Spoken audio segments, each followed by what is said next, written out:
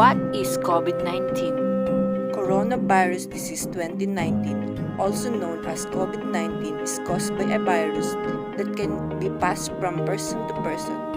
It first appeared on people on December 2019 at Wuhan, China, and has quickly spread around the world. COVID-19 affects your respiratory system. In some cases, it can cause problems with your lungs like pneumonia. There is a lot out there about COVID-19. Guidelines and recommendations are changing quickly as we learn more about the virus and how it acts. Trying to keep up with what to do and what not to do can be confusing and overwhelming. So, let's break it down. Symptoms. Number 1 is fever, body temperature higher than 38 degrees Celsius, tiredness feeling, dry cough and sneezing. Last is difficulty of breathing. These are the basic symptoms of COVID-19. What are the solutions or treatment to COVID-19? For most people, COVID-19 can be treated like any other bad cold. Rest, drinking fluids, and taking over-the-counter medications to manage symptoms like fever and congestions.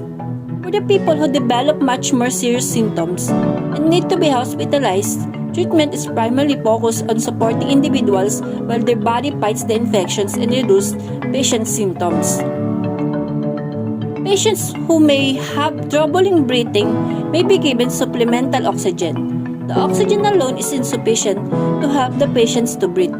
Healthcare providers may choose to put patients on mechanical ventilations such as BiPAP, and some may need intubate and oxygenate the patients through conventional ventilators.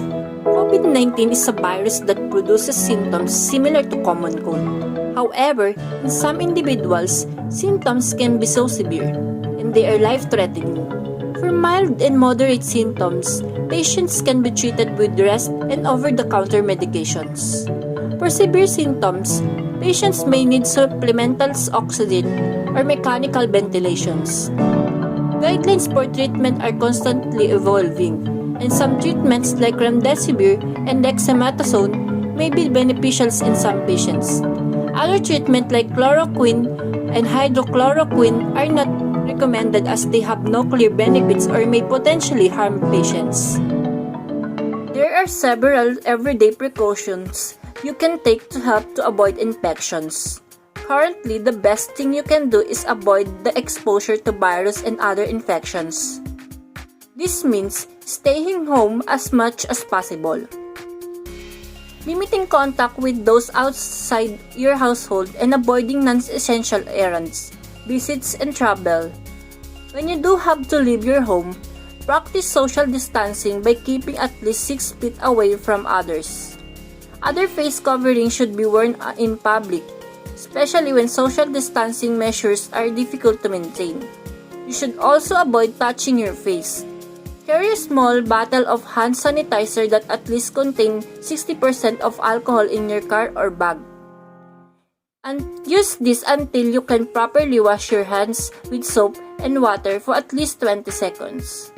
When you return home, wash your hands as soon as possible. I also recommend washing your hands at these key times. Regular cleaning and disinfecting of frequently touched objects and surfaces can help prevent coronavirus and other contagious diseases. If you are wearing reusable cloth face mask, be sure to wash it after use. Disposable face masks should not be reused. Pulmonary fibrosis is a chronic disease and requires ongoing care. Patients should have contact their doctor about routine visits and testings. As many clinics are expanding telehealth options, if you feel sick, contact your doctor, follow their instruction until you fully recover. Remember that everyone reacts differently to stressful situations. And that's okay. Take time to focus on yourself and your well-being. Read a good book and watch a show that makes you laugh, or call your family and friends to chat.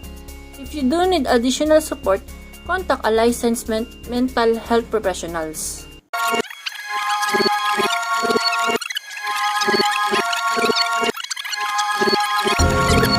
ako nakakaranas ng gutom. Ngayon po nararanasan ko na. Kapag wala ka pong pagkain, hindi ka po makakakain. Tatamarin ka kumilos, kumbaga lumpapay ka na lang. Parang nanginginig ka na lang sa gutom nung hindi ka na magsasalita. 16-year-old Thea is breaching quarantine restrictions to hunt for food scraps and leftover produce at Manila's largest market after midnight. Sobrang sakit. Siyempre po, parang nakakaya rin yun, yung napupulit ng gulay. Siyempre mas unahin mong makakain ka kaysa mayayaya ka pa. We've been hungry since March. The first 2 weeks of the lockdown, we finished off the very little cash we had. And since we couldn't really go out to work, we just borrowed money. Many people here are in a similar position. Now they tell us many people here have lost their jobs. Some have resorted into its 7th month of community quarantine, one of the longest ever implemented by a government in the world. The Philippine government imposed a lockdown when the coronavirus pandemic broke out, but it pushed the country into one of its worst economic recessions in decades. The government says it is doing the best it can. It has given out cash to millions of Filipinos and says it hopes to give more. As COVID-19 cases arise, I learned that COVID-19 is nature's way of teaching humanity serious lessons in mutual responsibility, equality, and nature's superiority to humans. By forcing us into social distancing and stay-home conditions over a relatively long period of time, we have become freer to contemplate what is most important in life, how we relate to each other, what kind of world we have created for ourselves, and whether there is a better way to conduct our lives. Such situations, we can learn from COVID-19 that in way it makes no discriminations between people of different status, equally infecting everybody all over the world.